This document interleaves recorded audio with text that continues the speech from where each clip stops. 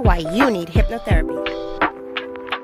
The easiest way to reprogram your mind is through your subconscious. It's not like what you see on TV. It's more like a lovely guided meditation.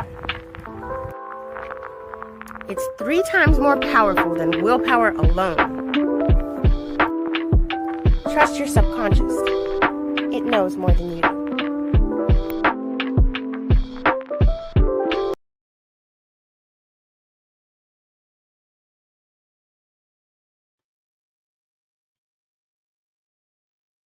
Hello, and welcome to the Authentic Happiness Show. Hi, Enzo. How are you? Very good. And yourself? Oh, I'm good. My mouse just took a dump on me, so I'm working without a mouse. I got to use the little pad now. But good though. But Jara's sorry she can't join us tonight. She's got a splitting headache, so it's just us tonight. So tonight I wanted to talk about a little something that I do with my clients, and it's called change your story. So everybody has a story, the story we tell ourselves, right? And some people tell themselves a really negative story. Some people tell themselves a really triumphant story. Some people, but no matter what, everything is the definition that you give it. So I wanted to do a little something to let people know that you can change your story at any time, and you can change it into a beautiful experience. You can take all the gold nuggets out of it and change it from something horrible into something that you grew from. And you can take all the spotlights off of the bad moments and put the spotlights on the growth that happened, or the good moments that happened, or anything like that. So sometimes when we go through things in life, we think they're like horrible ordeals. And I want to show people that you should acknowledge your triumphs by changing your story and noticing where you triumphed, Yep. So that can be a really helpful life coaching tool that I use. I use it all the time, almost with everybody, because everybody tells themselves the craziest story. And so I wanted to ask you and Jara, but she's not feeling good tonight, about a story that you could share with us where you may have triumphed, or maybe where you tweaked your story, where you later noticed how it wasn't as horrible a thing that happened, or maybe how it was meant to happen that way. So that we're going to share some stories. So I have a story. You probably have a lot of triumphs. I'm sure you're a triumphant guy. I did have a lot of trouble trying to narrow it down to something that would be compact enough to where it would make sense if I were to tell it in a few minutes. So you don't have to compact anything for us. Yeah. But so what do you think about that though? What I just said about like how it doesn't have to be, everything's the story you tell it. What do you think about that little thing? Right. It's taking the lemons and making lemonade type of approach where, yeah, you may go through some tough times or go through a relatively bad experience, but it's how you rebound from that experience. And maybe you need to adjust your story of how events actually went down to where you could sort of convince yourself, actually, it kind of turned out okay in the end. It was a bad experience, but I learned from it and I was able to grow and, change the things that caused whatever the bad event was to where, that won't happen again, or you'll at least know how to deal with it in the future, kind of a thing. Mm-hmm. Or maybe you might notice how you handled it a little better than you thought you did, Yeah. I've certainly had that. Some people go through life just saying that everything is a shit show. It's a shit show. It's a shit show. Well, it's going to be a shit show if you call it a shit show, If that's your perspective, then that's what you're going to see. If not that, every bad thing in your war, you should turn it around. It's like, okay, it's time to make lemonade, out of these lemons. Right. So there are going to be instances where, that's not going to, be real about it, but how you really hard, deal with whatever that downfall is, or whatever that bad thing was, it tells a lot about you, because is this something that you can overcome on your own? Maybe you need to some friends. Hey, am I looking at this right? What do you think? Kind of a Right. thing. That's awesome. Yeah. A good support circle is always helpful when you have people that you can speak freely to without judgment and people that accept you for who you are. That's awesome. And I encourage everybody to be that for somebody, because it's no fun when you don't have that. I don't know if Yeah, you've ever not it's had that, very but I haven't not. it's I've been very through a lonely. time when I didn't. Yeah, if you're in a position where you got nobody you can turn to say, just to bounce things off of, like, hey, am I looking at this right? This thing happened to me today, and it didn't go that well. Is it because I did something wrong? Was the other person in the wrong? What do you think? If you don't have that outside perspective, a lot of times that can be pretty lone. Well, it's lonely already that you don't have a close Yeah. friend that you can turn to. But so you might have to go, online and say something in the chat to somebody. It's like, hey, was I wrong by, telling this Right. person to, F off or whatever it is? Yeah, however it went down, whatever the situation Right. was. But And that's to pretty cool do that, about this day and age that we can do that, you right. know? And that's a much bigger thing today where you don't have to be alone if you don't want to. Even if Mm-mm. it's just you're just typing something in a chat room on a show like this or any other show, something like that, where somebody can see it and they may say, okay, yeah, you were wrong, straighten up. Mhm. No wonder Yeah. they acted the way that you thought because you were in the wrong, that kind of thing. You may need to hear that. You never know. Right, there might be somebody that can totally relate, that's gone through the same damn thing you just went through today or something like that, you never know what kind of connections you can make. So I think it's important to stay open to those connections, and a lot of people, Exactly. and I don't blame them that much. A lot of people in this world today, they close themselves off because of how kind of crappy it is out there. But that's why it's very important, like, to me, to talk about stuff like this, because we gotta we can't close off, because that's just going to make it worse. And I think that's a time right now where we can turn to each other. We should be able to, um, hopefully, and we're trying to make it better. I think it's going there. It's going to get there someday. I do believe it, and it's a I do long shot, feel but I still believe that. Yeah, I do feel like in today's age, especially the last, dozen years or so, if you say anything on any kind of social media or anything like that, there's going to be somebody that's going to be a jerk about it. That's going to pop up on your live stream or on, your Twitter or Facebook or whatever. Somebody's going to say something that probably is going to hit you the wrong way.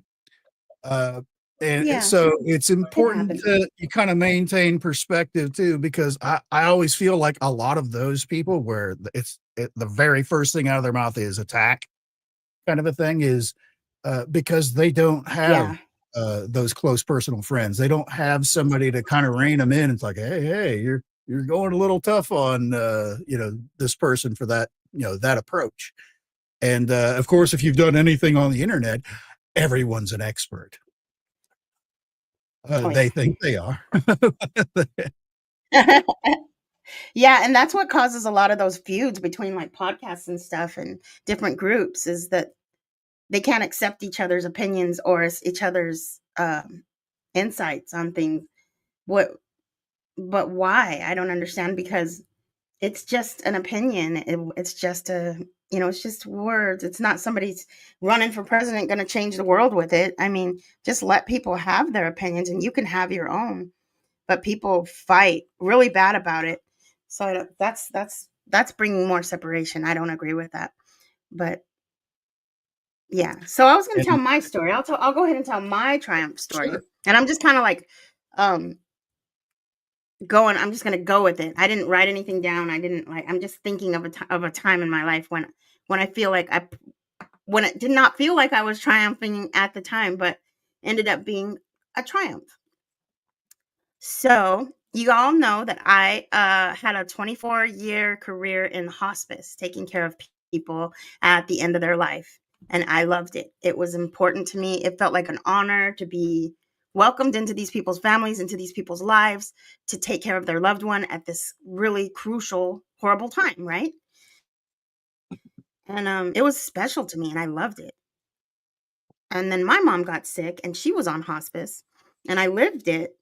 And I came back to work, and it was a lot harder after that.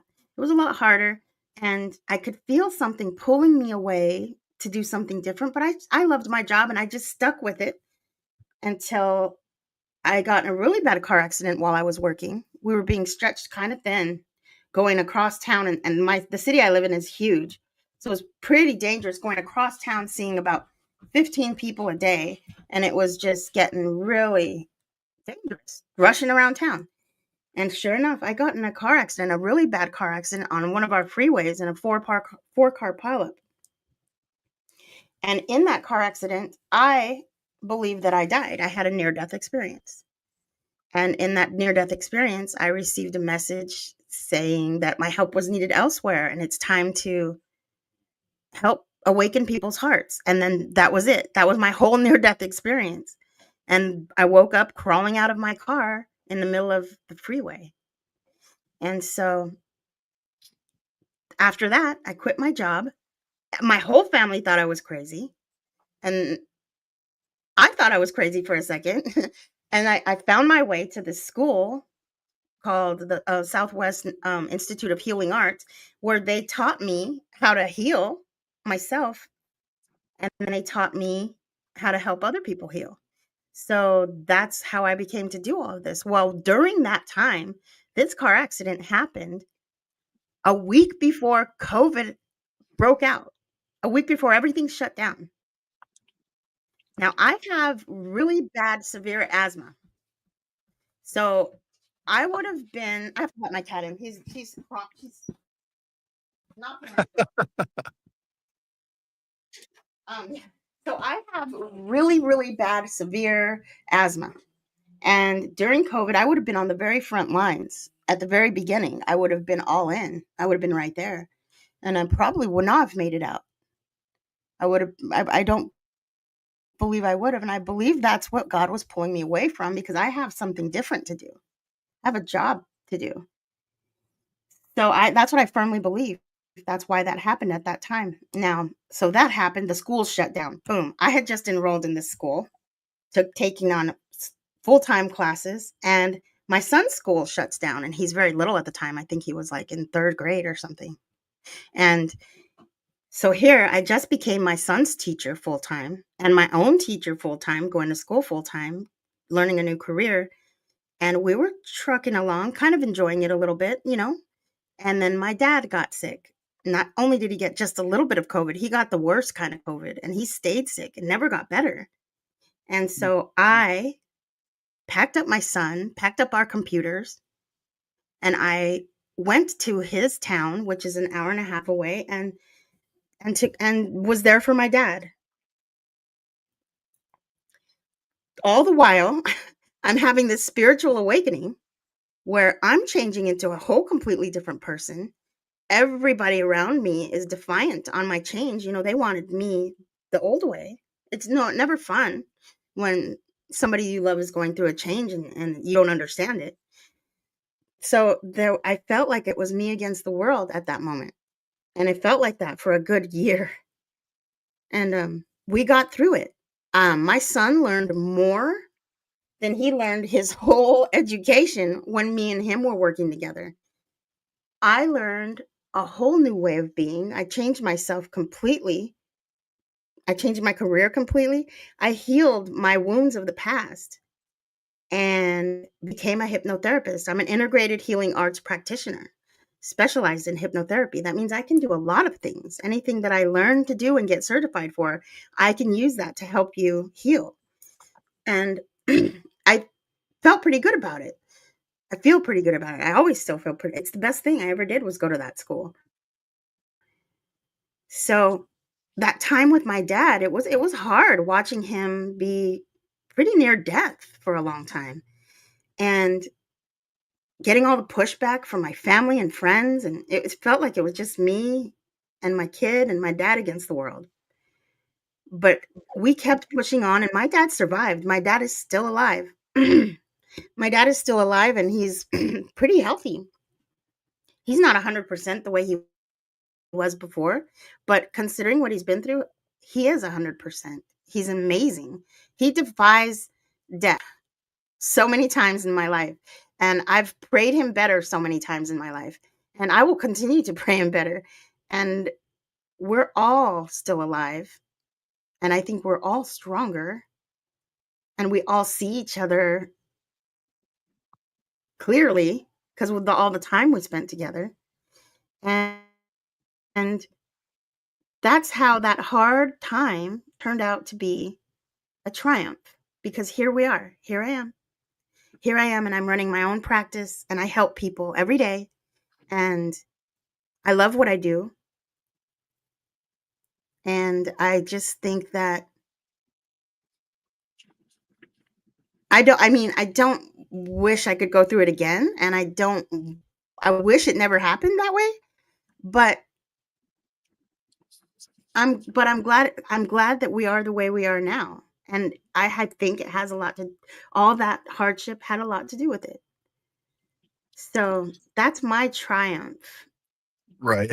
And that is reflective of you've got a hardship that you need to deal with it, and you came out the other side so much the better for it.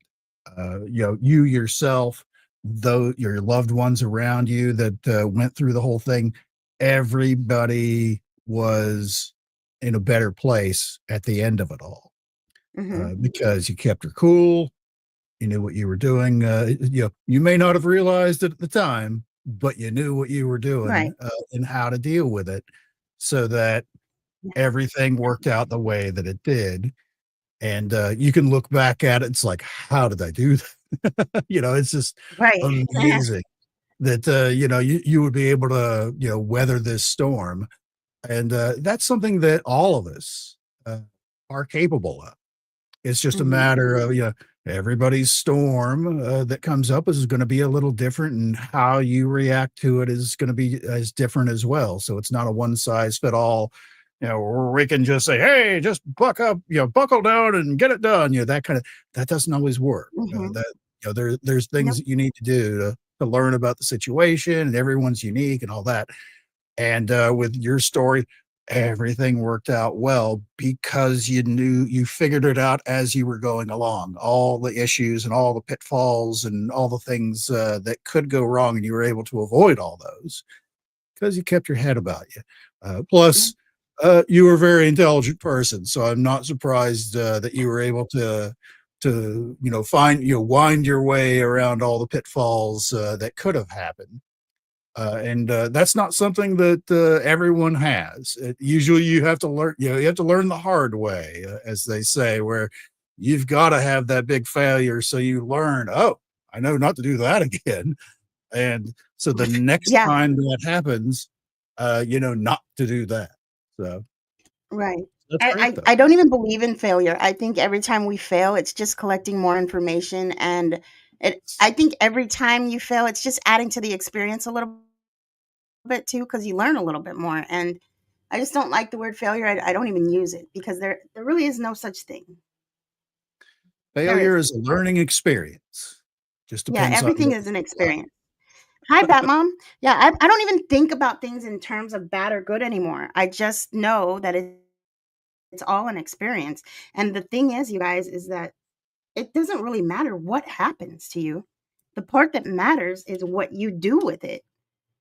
What did you do with it? You know? And even if you're in the middle of it and you're making it worse right now, you can still make it better. Like you don't it doesn't have to be defined as such a bad thing. And I promise you, if you define it differently, it will be different. So I want to encourage people to do that. I don't want people to be miserable with with their lives or with their choices or with what's happening, because I want people to know that you can make it into whatever you want to make it into, and it will be whatever you make it into. And So sometimes you I'm need struggling, to and break I it down did. into individual. I'm sorry. Go ahead. Oh, I did lose my mind like 10 times during that whole time. I did lose it, but I honor myself for losing it. I honor myself for feeling whatever I was feeling when I was losing it instead of, and trucked right through it. Sometimes you So, just need to go to that quiet place, close the door, and tell people before you go in, don't pay attention to what you're about to hear. Just scream. Just get all of right. that out.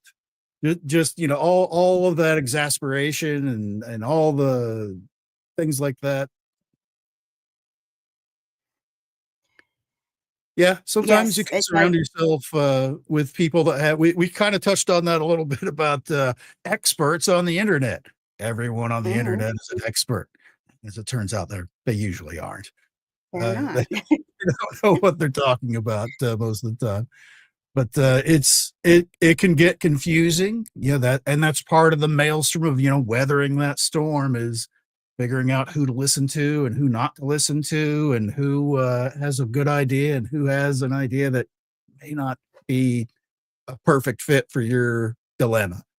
I'll tell you So what, it's the it's hardest this is the hardest thing in the world, and I'm not saying that I have it mastered, but the trick is when you're going through stuff, when you're on a mission, when you're doing something, the trick is to become unbothered by whatever anybody else says, thinks, and does. And I haven't mastered it. I can do it sometimes, but it's oh, really it's hard. tough. I mean, if you've got, depending on your situation, you've got somebody on the internet that's like, "Yeah, you're full of crap. You don't know what you're talking about." Okay, that's an anonymous zero. They probably got some ridiculous name that's made up specifically that you can tell right away. Oh, thank you, Weasel Dipper 420. I'll take your advice over other people, whatever that means. That kind of thing. Right. Uh, where but you may get and it also mixes in with somebody may reveal kind of a hard choice you may not necessarily want to believe is the way to go, but it ends up that's probably what you're going to have to do. And Mhm. it's kind of the same response when you see somebody that just says something ridiculous. You're stupid, you're not doing it right. You're going to fail. All the way to it's like, no, it's tough, but you have to let whatever this part of it is go. Because if you Mhm. don't, you're never going to go get, advance to wherever it is you need to be to get this over with. And that sometimes is tough to hear that, your plan may not work.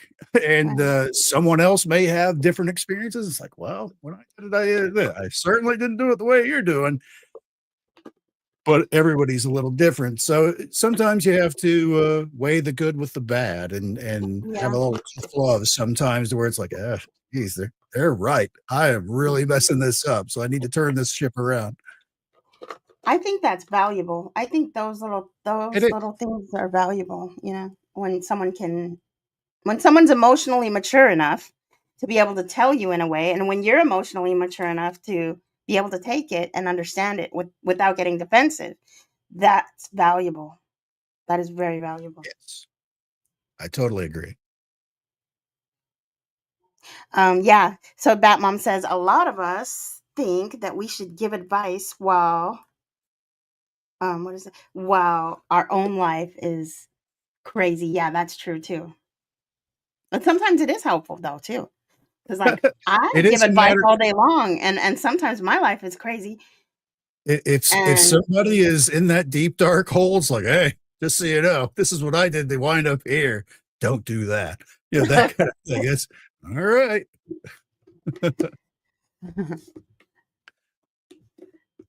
so how about you, Enzo? That's What's your triumph? What's one of your triumphs?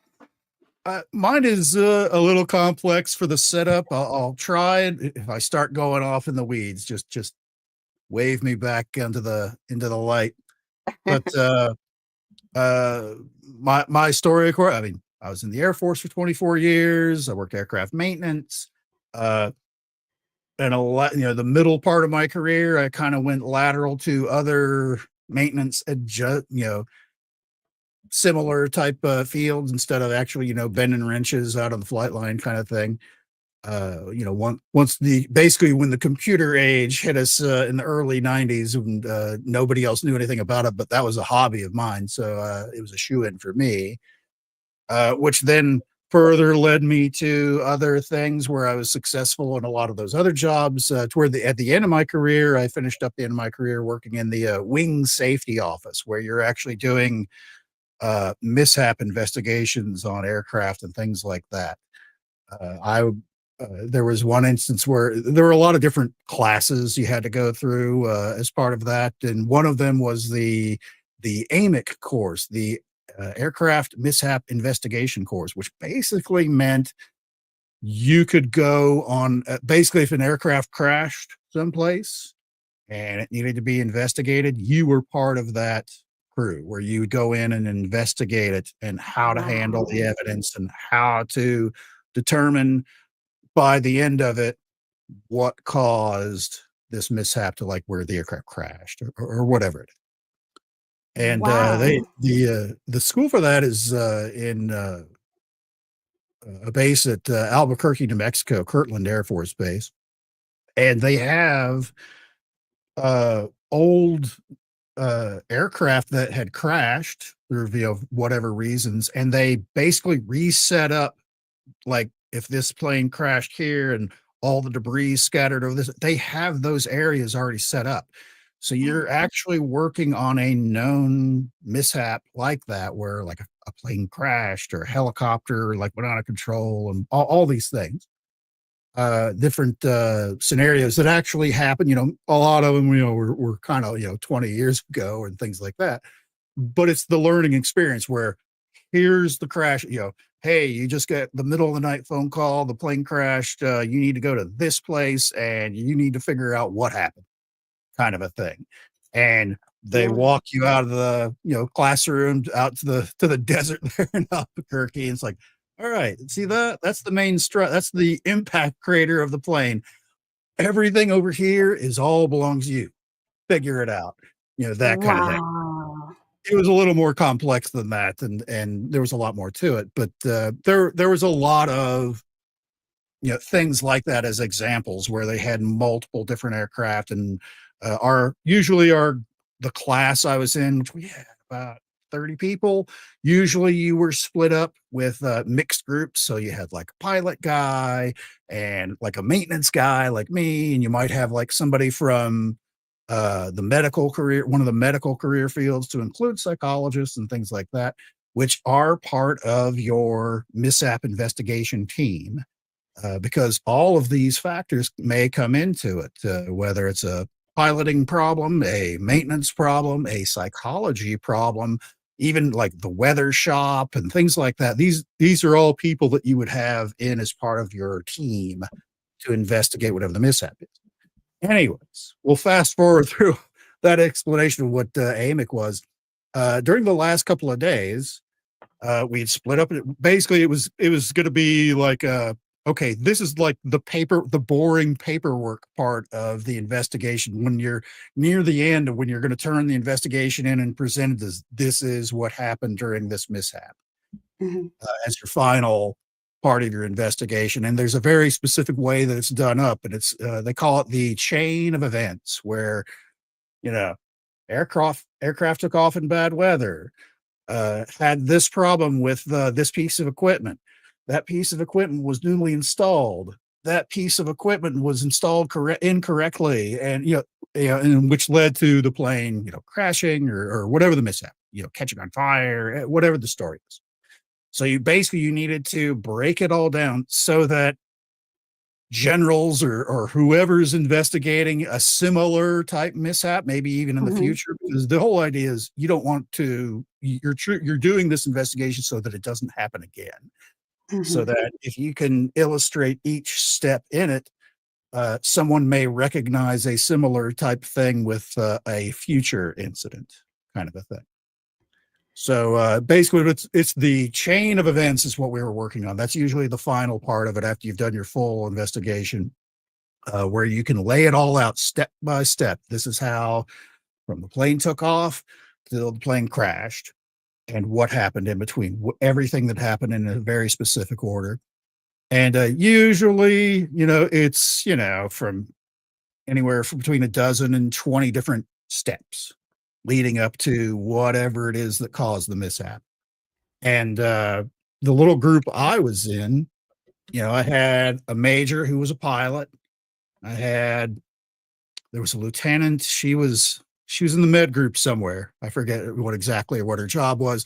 And then there was like another maintenance guy who worked just helicopters. I was various jets, multi-engine jets was my career field. And when we got to that point, we're doing that. I had already, because of my job, I had already seen one of these, and I knew the secret to make it to work correctly is you go backwards.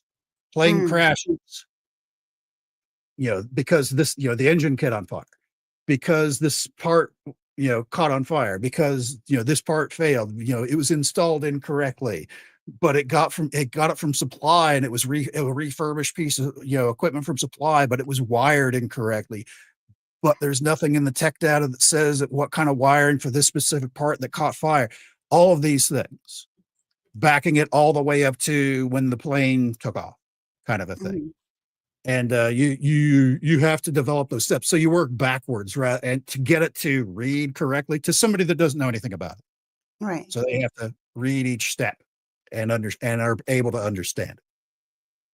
So the major that was the pilot member in my little group was he was the ranking person, so he was in charge of our little group, and they'd given us computers where we were supposed to lay it all out, and basically just like we were going to submit it for an actual mishap, basically just like the steps, the chain of event. And I told him, it's like, hey, the way I learned this is you got to do it backwards. You start with the thing and you go backwards, blah, blah. And he's like, oh, I've never heard of that. And I showed him like the basics on the computer, how to lay it all out from and this was all textbook stuff. This wasn't, us going out in the field, or, it was from an actual mishap, but it was just, this is going to be like, a 2-hour class thing. So you don't need to go too off the rails with it. Here's your evidence you're collected. Here's the actual mishap. Lay it out, lay out the chain of it.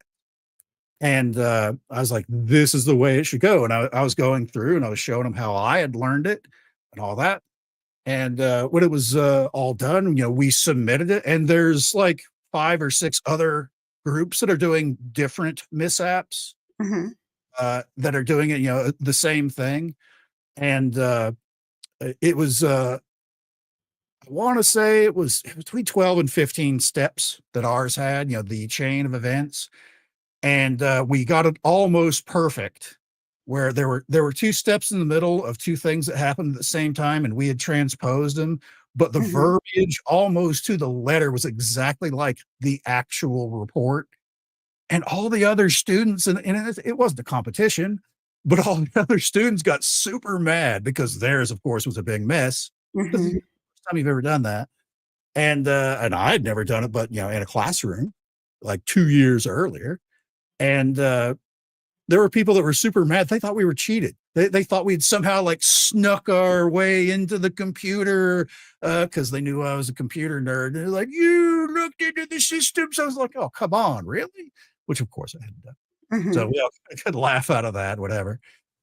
Fast forward 2 years later, I'm getting my base. You have inspection teams from whatever your command is. You're basically your next higher rank. Your next level of they're in the military. They come down to your base and they inspect you and a bunch of other different offices and agencies and stuff like that. They come as a big team.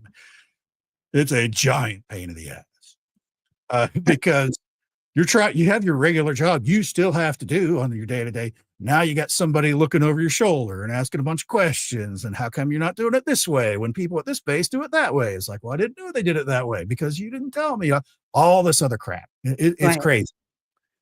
So after like the second or third day, my interaction with it were some of the enlisted guys. It was super weird. They were asking very like truncated questions. Hey, tell me about your map of the airfield here. What do you like do these things? And once it was like they had a buzzword. Once you said whatever the buzzword was, oh, okay, that's fine. I don't care about whatever else you're talking about. Move on to the next thing. And I was like, this is really confusing to me. But after like the third day of like the week that they were there, this same major that was on my, that team during my ABIC course walks in. It's like, oh, hey, he had no idea who I was. He did not know who I was. He did not remember me in the slightest. And as it just so happened, he started talking about, it's like, well, when you're doing, the big secret on doing these chain of event things is you do it backwards. Like, I know, I was telling you that. And he's like, wait, no, I learned this. It's like, and I described everybody in our little team. I described some of the wacky stuff that some of them had. They had a lot of, turns out there's a lot of black widow spiders running around some of these old wrecks and stuff like that, and one girl and scream event, and a couple other things. It's like, you were there. I'm sorry, but I really didn't. I don't remember you, but you described everything. And I was like, okay, look, I got to ask you a question, sir. Why are you guys doing this, treating us like super weird about this? Like, honestly, we almost never hear from you guys. We hear from all these other different bases, like multiple times a day, asking a million questions, but we never hear from you. Why is that? Are you hiding stuff? It's like, no, we just didn't need any help. And he was just, it was like I punched him in the nose. And after that, we were all super cool. We got a passing, grade on our stuff. As it turns out, like a year later, some other base was getting inspected by the same people. They're like, the people at this base had all these amazing things. How come you don't have it like that? And they called me up and they're like, what is so amazing about your stuff? You didn't tell us that. But it was one of those miscommunication kind of things because we weren't bothering them all the time trying to figure out like how to do basic stuff. We just turned in our stuff as we needed to. And probably figured it out as you went, right? Like, and that was really it, which isn't just, me, bragging. It was just our whole little team there. It was all a team effort that where we had done very well. So we had just done like this big thing where they were always, when we did have interactions with, those guys at this level, it was always very standoffish and very awkward and weird. It's like, nothing like this. But then when we got the face to face, I put the connection that we know each other. As a matter of fact, I taught you this, the very big secret thing that you're telling everybody. That was me. And he realized that, I'm not a dummy. And that kind of lowered that weird expectation that we were trying to hide something because we'd never contacted him about anything. No, the reason we didn't contact him is because we didn't need to. We're not going to bother you about stuff that, you don't need to be bothered for. We got our own thing we got to do too. And so do you. We're not going to bother you all the time. And it was just, that was like my little personal triumph thing of kind of being a little hard-headed up front about it because they were being hard-headed. It's like, hang on a second. You understand I'm not a dummy. I understand you're not a dummy. Tell me what's going on here. Because you're treating us like dummies in this whole thing. So, certainly not as life impacting as yours, but it was one of those instances where, rather than, because I certainly could have been like, I'm not, I'm going to be obstinate about, every interaction with them because they are. It was like, all right, I've proven that I know kind of what I'm talking about. Your big thing that you were telling me is something I taught you. So that's good. That's gotta feel kind of good. Yeah. It gives me a little credit, kind of. So it ended up being, I don't know how it actually sounds to me telling it, but for me that time, it was one of those things where it was one of those things that certainly could have gone very different had it not just been for me to like jump in the middle of it. It's like, wait a minute, we know each other. I'm not a maniac. Well, I'm not a dummy. And the very thing that you're trying to explain to me is what I taught to you like 2 years ago. So let's kind of be even with each other. What's going on? Why are you guys giving us the third degree over all of this stuff, which is really unwarranted? And they explained it because we weren't basically bothering them all the time. They thought we were trying to hide something. It's like, no, you just Wow, that is know a what triumph to do. because you Yeah. saved the day just by being human and being communicating, you know. And that really has kind of been key for a lot of my interactions that certainly could have gone much worse. It's like, Right. slow down a second here. Right. That's awesome. I love that triumph story because communication is key. And you would be surprised at how many people around the world and everywhere avoid communication at all costs and then wonder why something's a shit show. So that's Always important. try and That is see very things important. from the other person's perspective, and Oh God, that is so important. That is so important. There's people that it's way won't. more important than a lot of people realize. Right. Is like it's not just you in the world; they got their Mhm. issues too. Whoever it is you're having the beef with, you Mhm. know, it Because may their be perception is just because they're a jerk. That could right. possibly be the end answer. And, However, you're never going to know unless you at least once attempt to say, "Okay, come on, what's going on?" mhm. Right. Because your perception is limited and it's limited unless you have the ability to see other perspectives. Then you give yourself the power back because now you're not limited because you have that ability to do that, and it changes everything. You miss out on a lot in life if you can only see your own perspective, and that's And too bad. see other, You actually and that's it makes actually you I it went gives your power away. It makes you powerless. I went through a lot of leadership classes during my career as well. And one of the things, of course, is know your people that you have that you may be supervising over. Where if you start to see a performance drop off of like, hey, this is one of my star guys. I know I don't have to like look over their shoulder, but then something happens where they're whatever they're for whatever their job, their performance going on, you might need to pull them off to the side. It's like, hey, what's going on? Mhm. They may have something personal at home that you know nothing about. It has nothing to do with the job, so you would never see it. Where it's like, my mom's real sick and she's in the Right. hospital. It's like, why didn't you say anything? We'll get you some emergency leave. You can go home and be with your mom, that kind of thing. But you won't know that unless Mhm. you stop it. One, realize, a difference in someone's behavior and try and figure out why. Mhm. So they teach you those kind of That's things. good. That's the way we should all be. That's the way we should all be, Right. but a lot of people won't do that. But that is the way to be. That is the correct way to be. Because we have to remember that we're people. We're human beings. Right. I think we forget that 'Cause sometimes and we think, "Oh no." because even your most stalwart, hey, I need this done immediately. You're my go-to person. Go, go, go. Uh, Even that could have a toll on a person where, if you're just, you've got one person that really, really knows the job, so you could always turn to them kind of thing. Mhm. That's not fair to the other people that have a similar job, but they're not as go-to-itive as that person.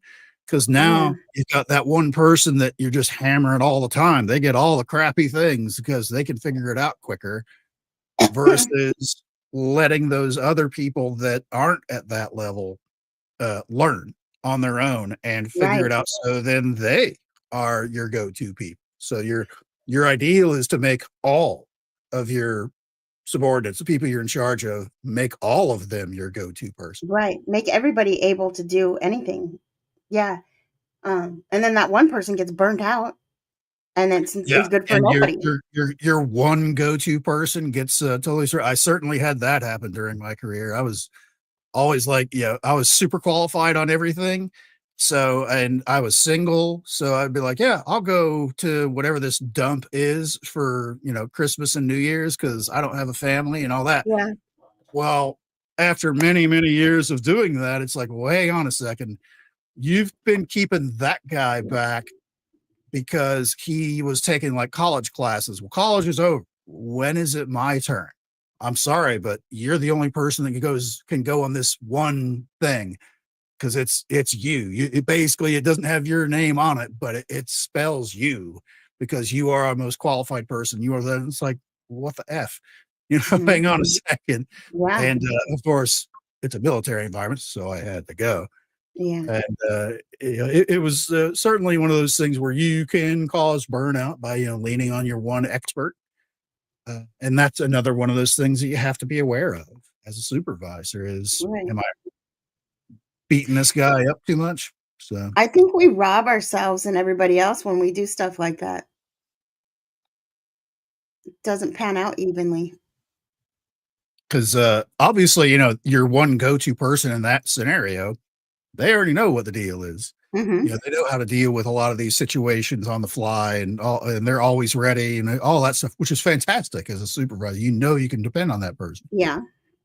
However, they're surrounded by people that aren't at that level. And That could be.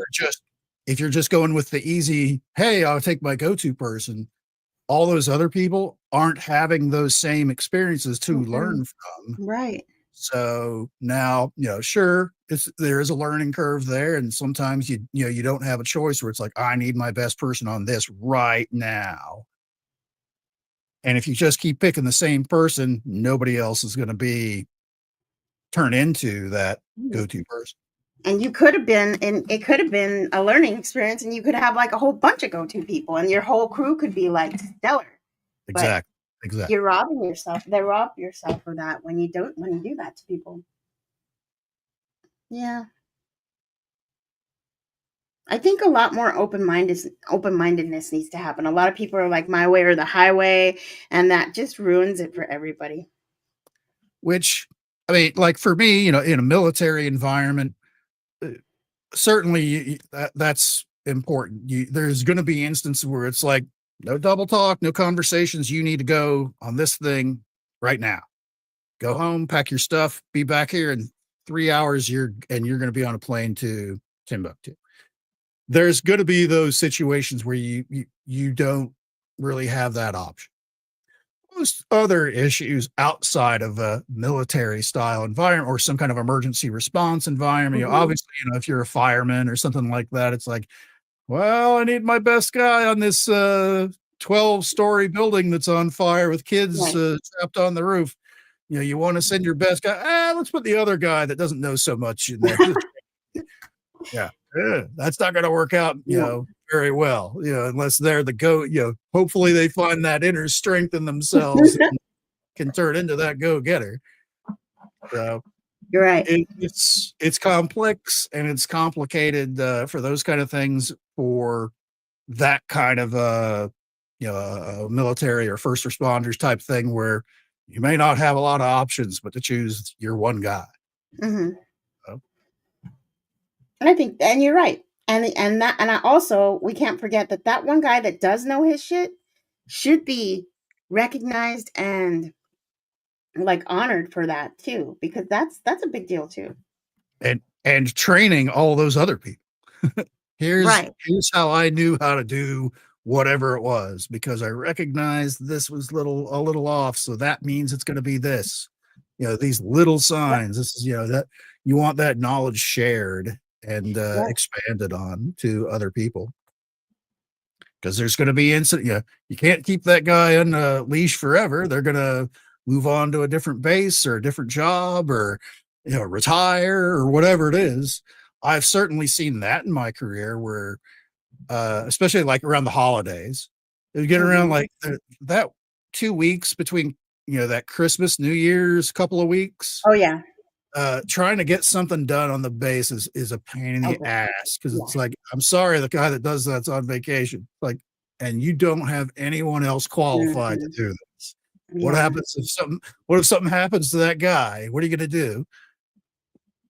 Yeah, it's that happens a lot to my husband at his work because he's the guy that knows where everything's at and what's supposed to be happening and so when he's if something were to happen and he's not there, like they're screwed. So like yeah, and it goes. At the very beginning of the show, I said something like we all need to like come to a point where we're not avoiding each other, but more like leaning or going towards each other. That's what I mean. Like share the knowledge so that Yep. everybody can be great. I'm sure when you were going through your issues, there was probably someone somewhere in your life that had a piece of advice.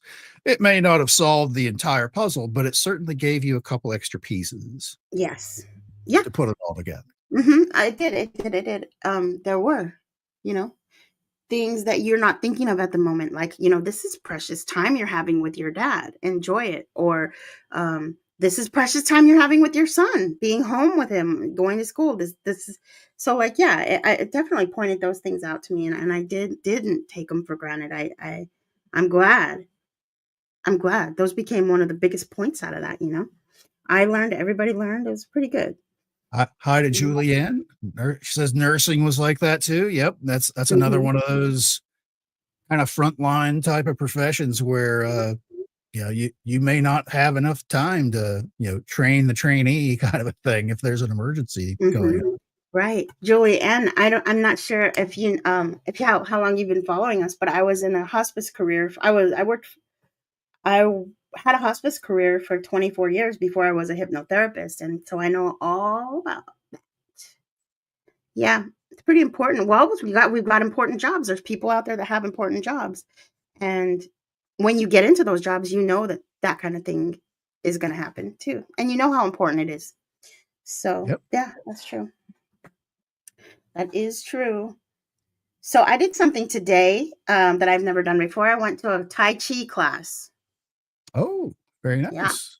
Um, it's like inner peace, finding inner peace and moving your body. And it's pretty cool. It was pretty cool. It's kind of slow for me because, I, Jara has a splitting headache, but it was kind of cool for me. But, my other go to for like somatic therapy is when you move your body and it actually releases stress and it releases trauma. It releases everything when you move your body. Movement is really good. So my other somatic therapy that me and Jara go do is belly dancing, right? So that's a lot faster. It's a lot faster than Tai Chi. So it was pretty fun. And it was pretty different. So, um, but it was an experience. I think I'll try and go a few more times. Um, yeah, it was cool. Have you ever done anything like that? Tai Chi? Not really Tai Chi. I've taken some classes that kind of were involved like MMA style punching Ooh, stuff. cool. Yeah. It's just you on your own. It's not. It was more of an exercise class than a thing, but it Mhm. involves like punching and like how to move forward and back and all these things. And God, it was so much fun, and I was dripping in sweat at the end of Yeah. everything.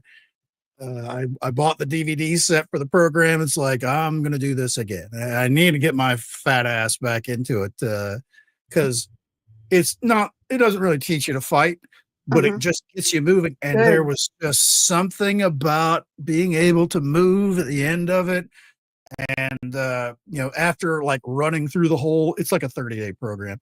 After running through it like a couple of times where I was keeping pace with like the people doing the exercise stuff, there's like this one ground to fighter stance where you're in your fighter stance and then you just drop flat down on the ground and then Ooh, back up and switch from left to right kind of a thing. that's And badass. drop to the ground and that used to kick my ass when I first started. I could not, just my fat ass just flopping around on the floor and making a mess.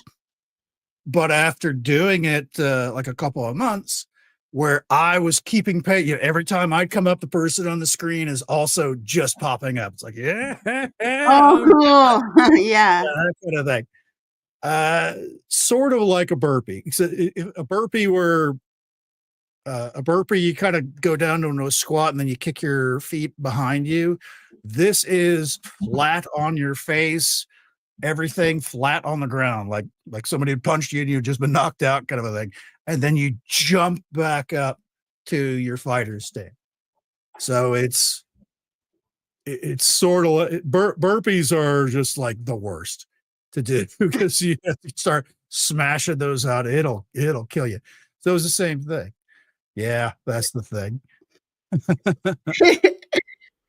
Oh, that sounds fun though. I did Aikido. Do you know Aikido? I'm Aikido is a familiar. martial art where you use the person's momentum and energy against them. Yep. And I was like, how old was I? I was like 29 or something. It was before I got married and before I had a kid. And I was lifting up these big, huge dudes and flipping them over. And that sensei would also keep the dojo hot.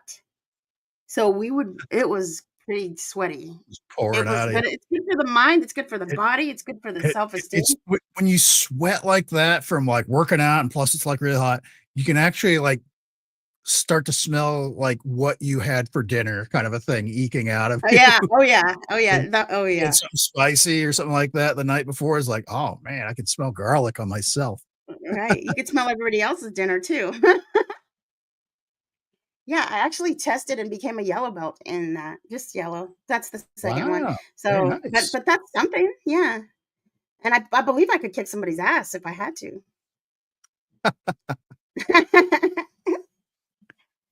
That's a It did that's help an me one important time skill. when I was in Flagstaff because Flagstaff is kind of a mountain city, and so everything's uneven. And I tripped or something, and I instead of falling like eating shit, I rolled into the fall and then stood right back up. And I was like, oh, that my Aikido came in handy with for that.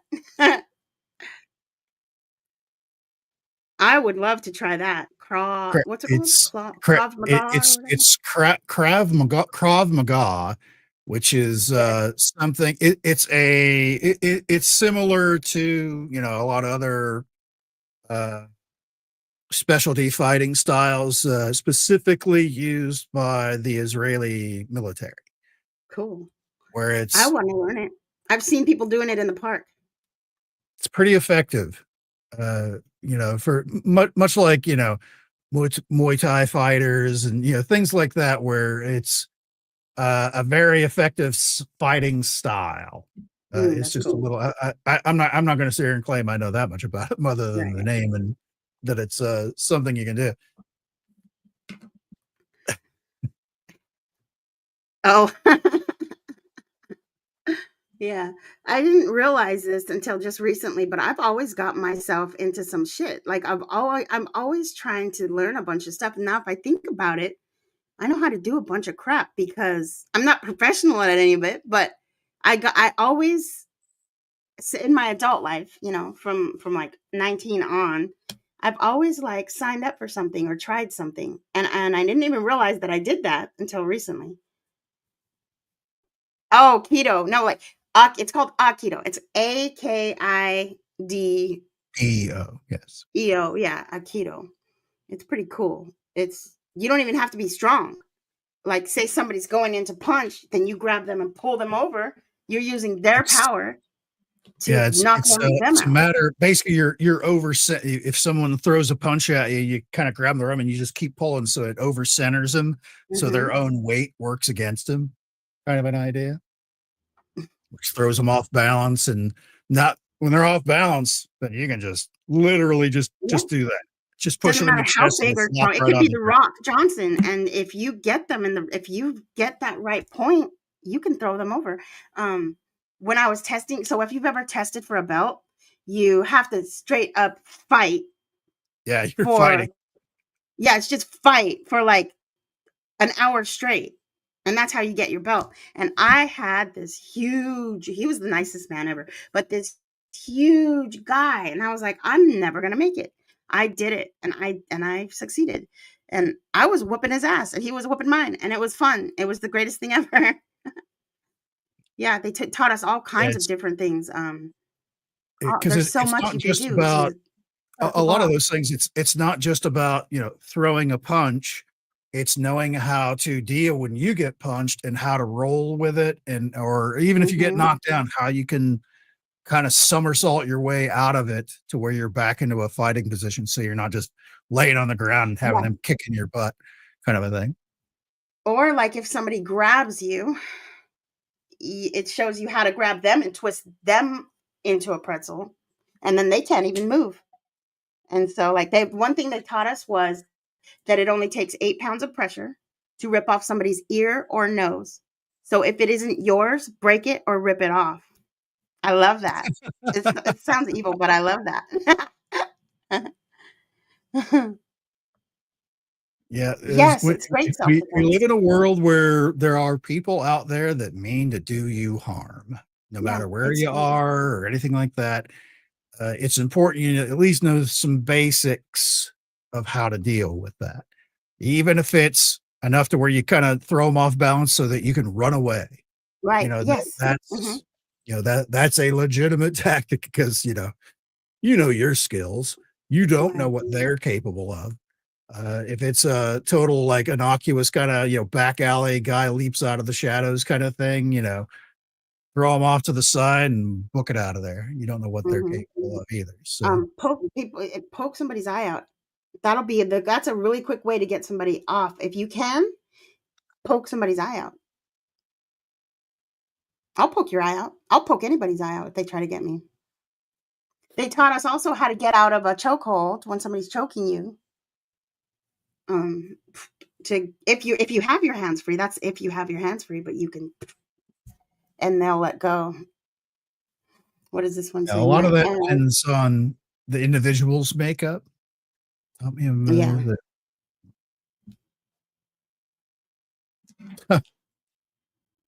Oh, I know. Yeah, That's the thing too. I was thinking that's you why never actually want to that is fight. actually why I got into it because I was in an abusive relationship for a short minute and I didn't want to go through that ever again. So I signed up for it and then learned.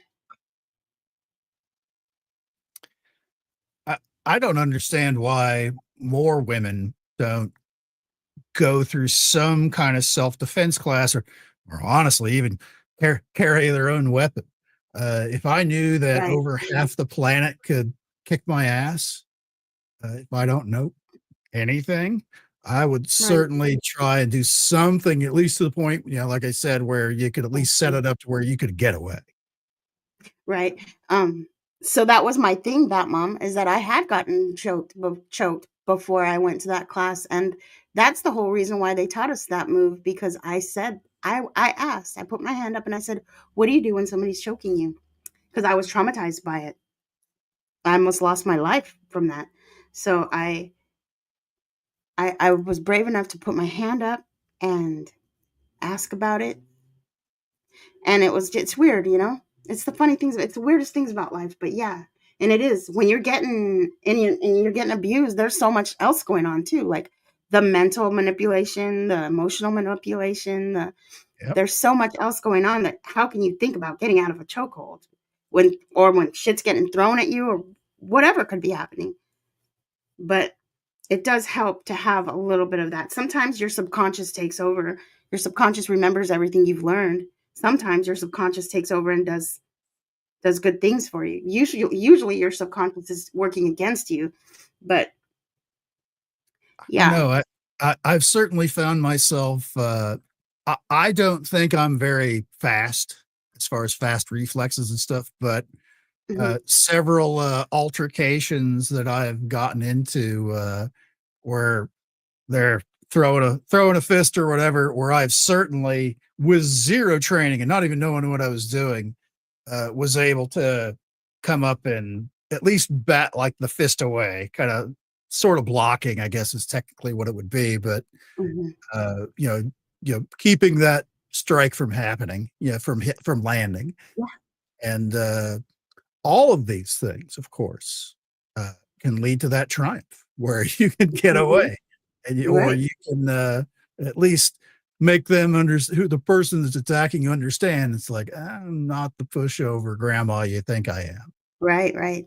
So, like, before I went to that class, I wouldn't realize that my hands were free and I could just be getting my ass kicked.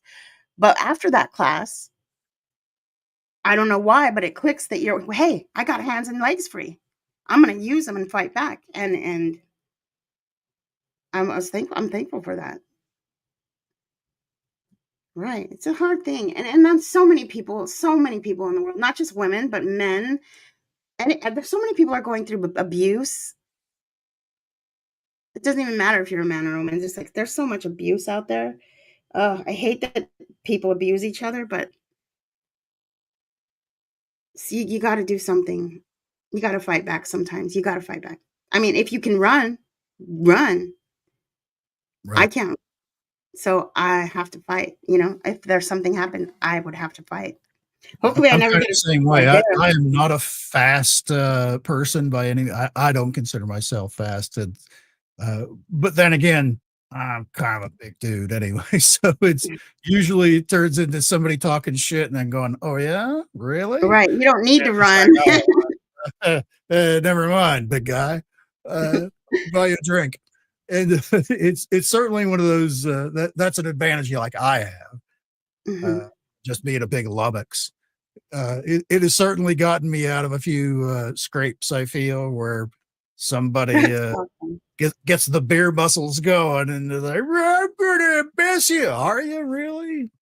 And you That's think awesome. that I wish I was big, but you know what? I might not be big, but as nice as I am, as nice and sweet and friendly as I am, so I have a polar opposite, and exactly I'm that's the whole other thing. I'm a firecracker, I'll tell you what, and you'll be sorry you messed with me if you do. That's true. It's you know what? This is what she says right here. Yeah, Boop. So, you know what is crazy? Like, you know what scares me is like one time when I lived alone, I had this bat that I would keep by the door. But then someone brought it to my attention, like, what if they get the bat? What if they get the bat? And that's a scary thought. That is such a scary freaking thought. but and that's actually, yeah, as Julie says, you might end up getting hurt worse than if you didn't do anything. But Hmm. one of the advantages of taking any kind of like martial arts type class or anything like that is learning how to kind of roll with those punches. And a lot of people like, yeah, they get that very first time you get punched in the nose, everything's changed. It's Oh like, God, well, yeah. wait a minute, this is an actual fight. Yeah, it's a stunning kind of what, kind of a thing. But you have to know what to do if that happens, which Hmm. most people don't. The average person that doesn't gone through any of these classes or experiences doesn't know what to do. If Hmm. someone's, especially if they're bigger than you and they're beating on you, rolling up into a ball isn't, you know, okay, you're going to be protecting your vital organs and stuff like that. Hi, Bat Mom. Is Bye, bye, mom. Love you. sometimes that's all you can do, but I feel like you're better served trying to at least stay on your feet and if it's that kind of a thing where you're getting a whooping, Yeah. you need to flee. You need Yes, if to you can. put distance between you and whoever the Get help. attacker Yell is, fire.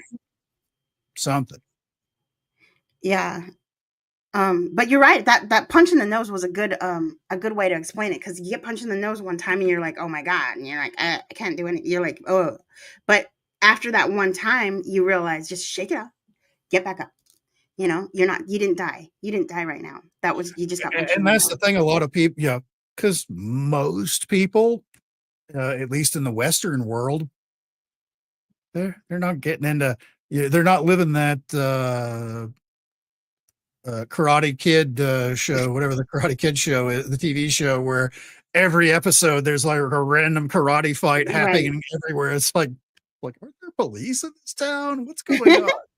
But where you need to quickly assess the situation. Okay, can I take this person on? Are there multiple people? I probably can't take on multiple people. Maybe Mm, I need to you know do something to where a distraction or something like that to where I can get away. There's if you're outnumbered or outclassed in a fight, there's nothing wrong with running away. no, yeah, you should run if you can. If you can run or outsmart somehow, you should and you can. If you can, you should.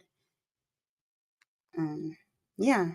I mean, fighting is violence is not an answer, but sometimes it's not the answer, but sometimes it's the solution. Dang it. may not be the answer, but it may be part of the equation. And unfortunately, a lot of the times when in an abusive relationship, they don't fight fair. Oh, they do not. Mm-mm. They don't fight fair. They'll be waiting till you are have your hands full, or till you're not looking, or maybe you're naked even. Like, they'll get you whether you're in a vulnerable position or not, because they don't give a crap. Because they're horrible people. People that abuse are horrible.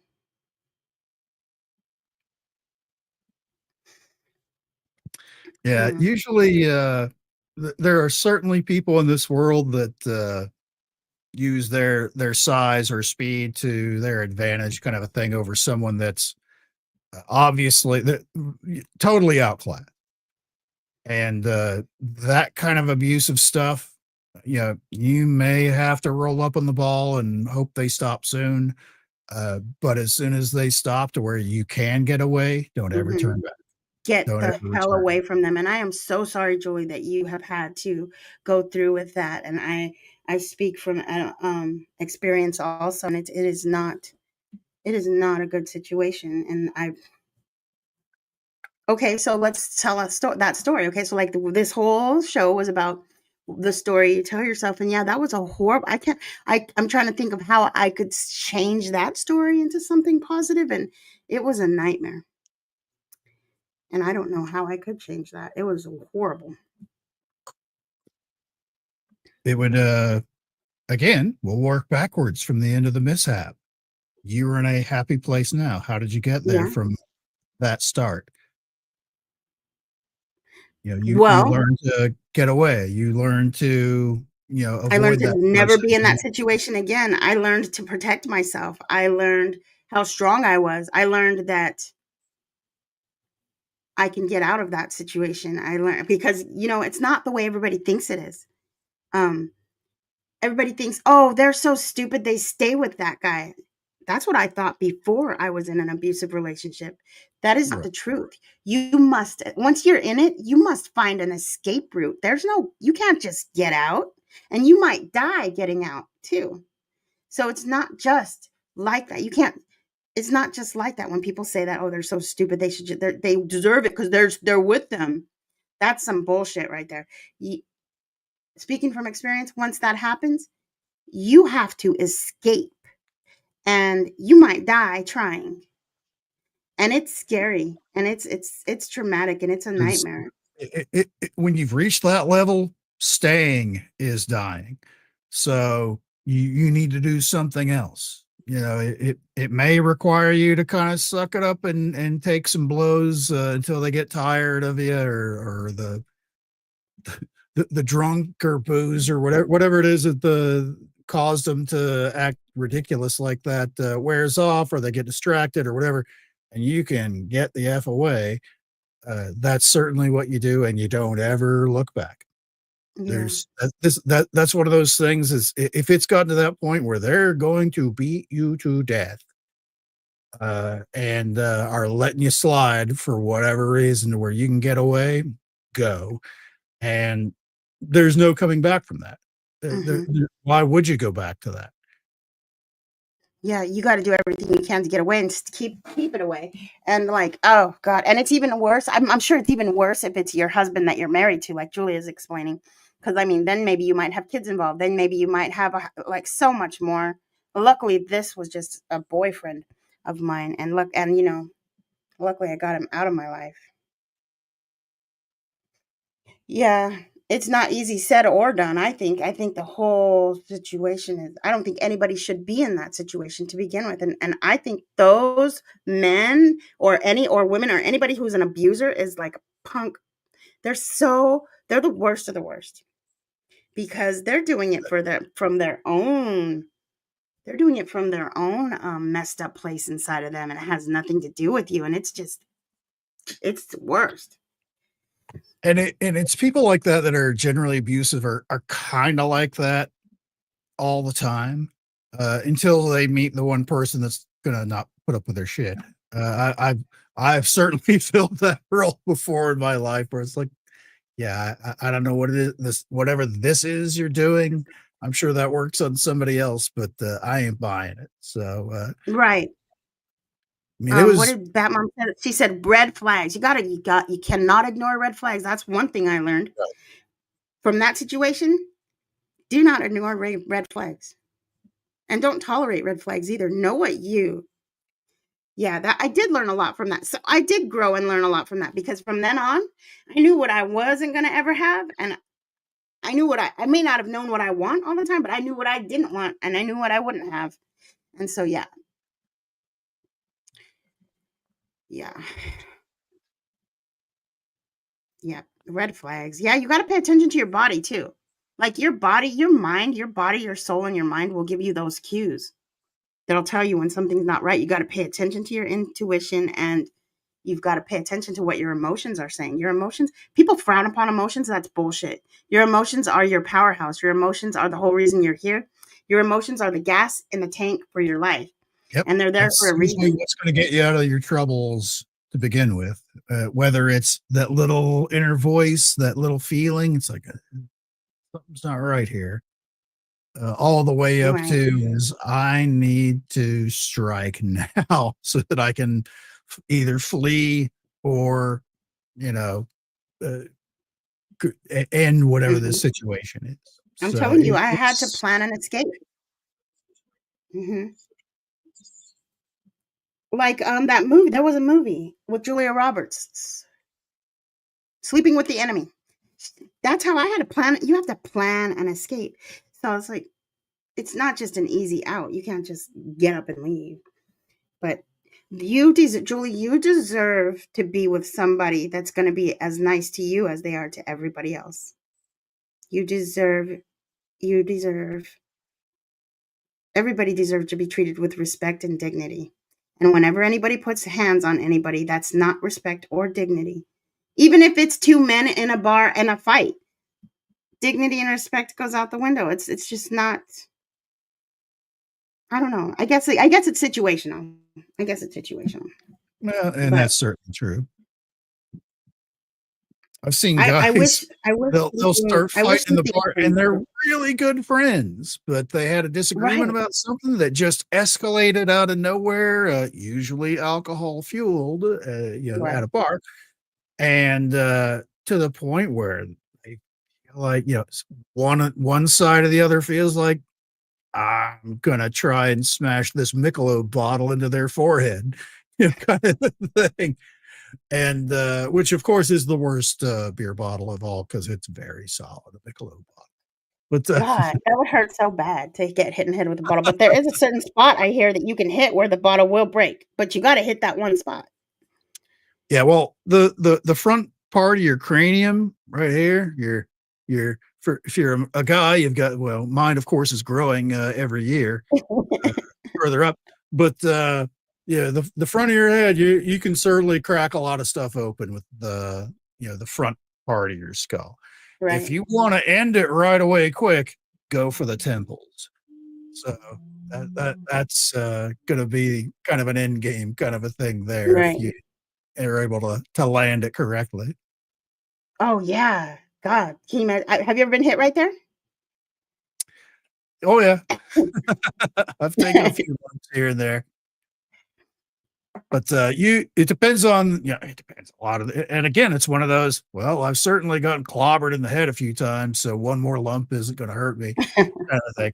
But had I never gotten that punch to the head kind of a thing, that very first time, you don't know how to react. It's like, whoa, Right. what was that?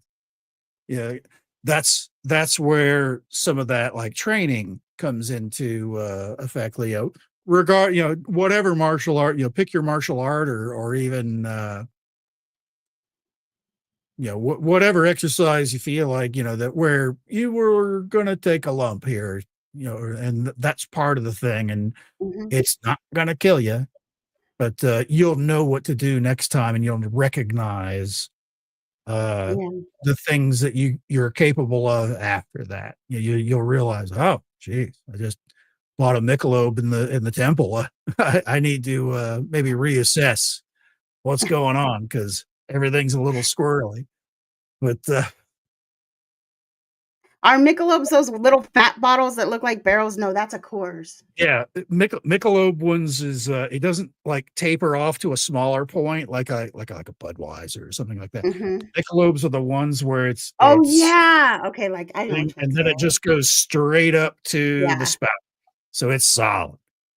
There's a Michelob bottle will mess you up. Oh god. Yeah. Smaller bottle, like like a Budweiser bottle, it's got the smaller point on there where you can use that like a club, which is usually how it's done, but a Michelob, that's like getting like, you know, uh, the the famous meme, thing that we saw probably this past week of the, lady with the running baton that just beat the crap out of the, girl that was in front of her. Did you see that one? I didn't see that, but I'm gonna look for it now.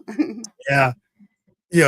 They're having a relay race, and this girl's falling behind, the other girl's falling behind her, and she came up on her with her, relay baton and just whacked the crap out of the back of this girl's head so she could win. It's like, jeez. Really?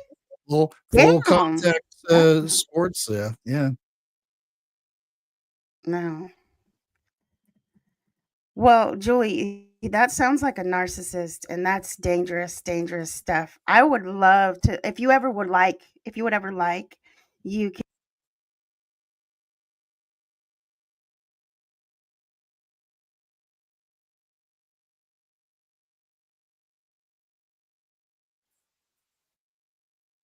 Did you guys hear any of that? No, it cut off on my end. I didn't hear what you said.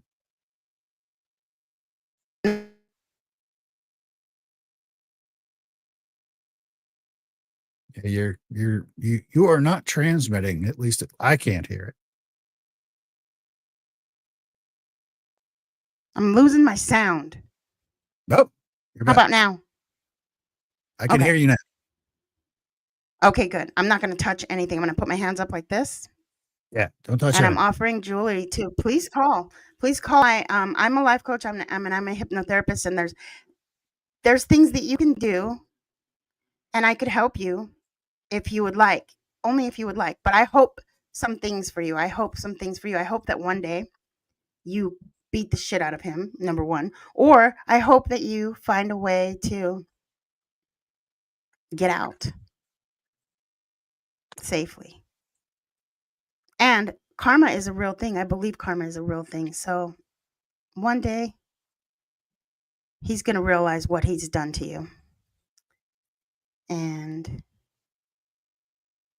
yeah, I just hope for you to have the best. And I'm speaking from experience, woman to woman,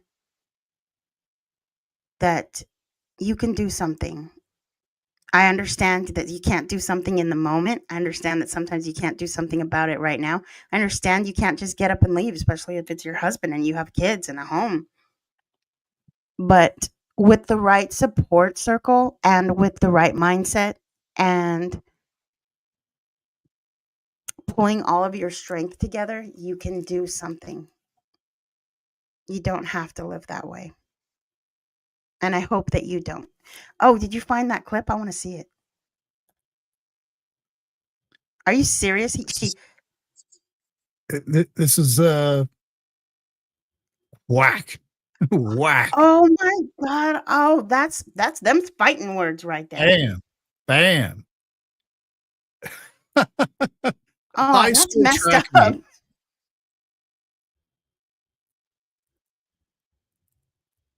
Go back to that again. That was Just bad. You should be ashamed of yourself, girl. Let me wham. see it one more time. Oh, Wham. It just and of course, at that second whack, she's like, "What is happening? What?" right. Oh god, she dropped down. It's just crazy. That's messed up.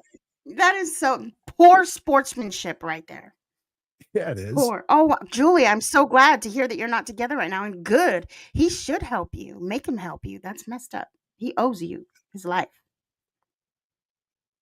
But Whack yeah, 'em like that's that girl poor, with poor the sports. baton. Yeah. Go get one of them batons. Crazy. Well, this was a great discussion tonight, you guys. Um, If went you're great. new here, please like and subscribe and tell your friends about it. Tell your friends that I'm a hypnotherapist and a life coach, and I never turn anybody away. Um, I can help you do anything that you put your mind to, and I'll just guide you into your own healing and become the best version of yourself. So please give my information's in the bio right there. So please, if anybody feels um, ready to make a positive change in their life, please call me because I'm ready to help. And Enzo, like always, my friend, we missed Jara. We missed her, but I hope for her headache is better. But I love you to pieces, Enzo. I'm so glad you joined. Thank you, And Suzanne. yeah, so make sure you give us a thumbs up on the way out, and then join us next week too. Who knows what we'll be talking about? You got anything going on, Enzo? I'm actually going on a ghost investigation this Friday with some friends at a Ooh. southeast Kansas location where they've seen some strange activity and they would like someone to come and take a look at it. Oh, that is so awesome. You got to tell us all about it. I know you probably can't talk about it now, but I wonder what it is. Is it an asylum or what is it? I don't know. Honestly, it's a modern day movie theater. Not a giant, it's a Oh, single screen in a very small town, but apparently they've seen some strange goings on at the theater and they would like us to come by. We're going down Friday night, my team and I, and basically after the last show, we'll have the run of the place. So be able to wow. So people are getting messed with at the theater. Oh, honestly, that's I haven't asked any of the particulars about what has been witnessed, but it is something that's been around. It's a theater that's been around for a while. It may have even been a totally different, may not have right. even been a theater, 80 It could years have ago. been like an old West. It could have been a brothel back. You don't know. You should find out the history. Well, we'll find out all of that. I'm kind of one of those is like, don't tell me whatever it is. Oh, okay. Don't give me the No, well. that's the one way to go about it. Yeah. There's a haunted headless person that shows up here at 2 a.m. Nah, I don't want to know any of it. Yeah. Don't. I want to Give see me what the happened basic to me. history Yeah. about it. Because I don't want to set up all my equipment for the 2 a.m. showing. That kind of thing. Like, that's kind of how it works. But I love that you it, do that. That's the most amazing. I love it. I think that's adventurous and exciting. That's I, awesome. I don't want to reveal, more details than that because it honestly is because my friends that live down in Caney, Kansas, which be able to check them out on their Wednesday show, which I'll also be on with them on that one, where Oh, cool. I like they're those shows. almost like the Ghostbusters kind of a thing because they're born raised in this small town in southeast Kansas and all the different places, all the little towns and stuff like that around them because there's a lot of anomalous stuff that goes on down there, like a lot. I Like wonder why. Do you know why? kind of like Is the it ranch. just because Uh, it's a very old part of the I country, or honestly, I'm not so sure. There's certainly some things that kind of match up with other places that are anomalous like that. Large bodies of water present. Uh, oh yeah, the like the town that they live in, immediately west of it, like right next to the town, is a geological kind of it's a swampy area today, but it's one of those places that as glaciers 100,000 years ago moved down and it sloughs off a lot of stuff where there's a lot of